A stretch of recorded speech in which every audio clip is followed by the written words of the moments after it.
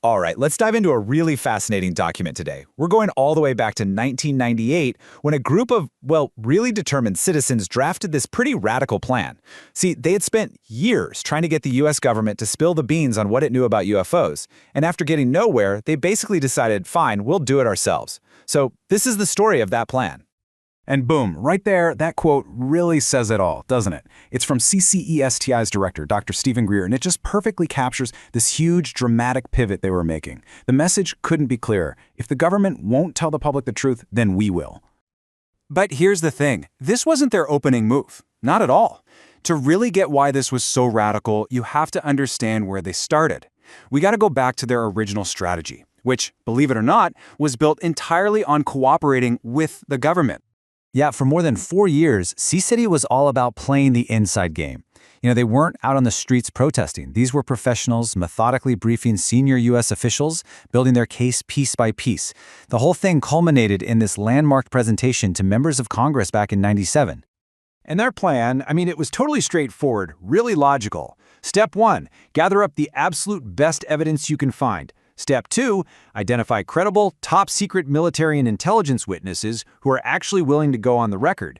And Step 3, take that whole package, present it to the executive branch, and convince them to make an official disclosure. Simple, right? So they did it. They executed the plan, perfectly. They got the meetings, they presented the evidence, and then they hit a wall. A massive wall of official secrecy that was just way higher and stronger than they could have ever imagined. And look, we're not talking about meeting with some low-level aides here. No way. CSETI's briefings were reaching the absolute highest levels of the Clinton administration. We're talking senior White House advisors, key Pentagon officials, the big players. Get this, they even managed to secure a briefing for the director of the CIA himself, James Woolsey.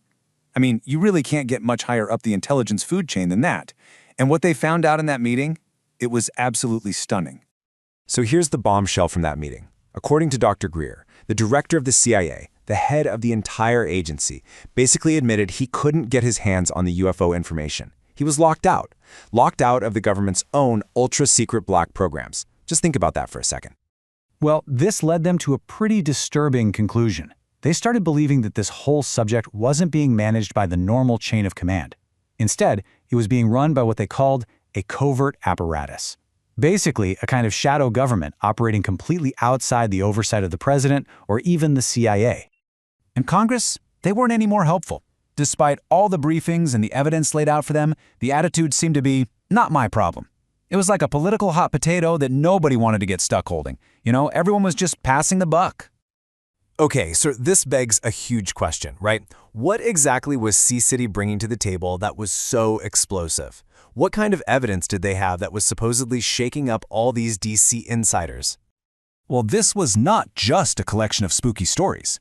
CSET was claiming they had dozens of high-ranking military witnesses, real government documents, photos and videos that had been independently analyzed, radar tapes.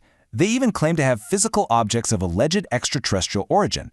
They had built a really serious, comprehensive case. And it wasn't just formal evidence. Their own fieldwork was producing some truly bizarre results.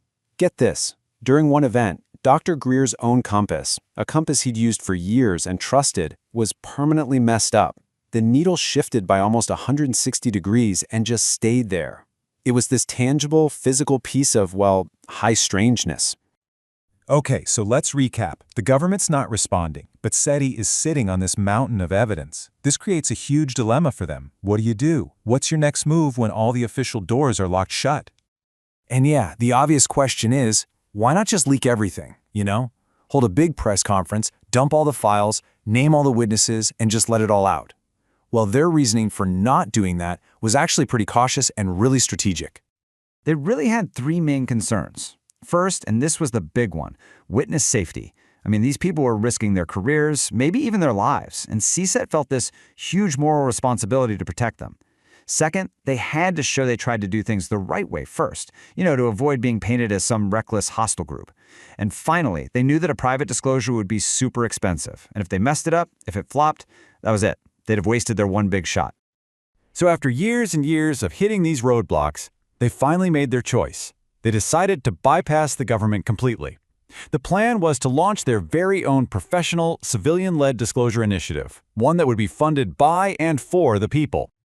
And listen, this was no small plan. They were thinking big.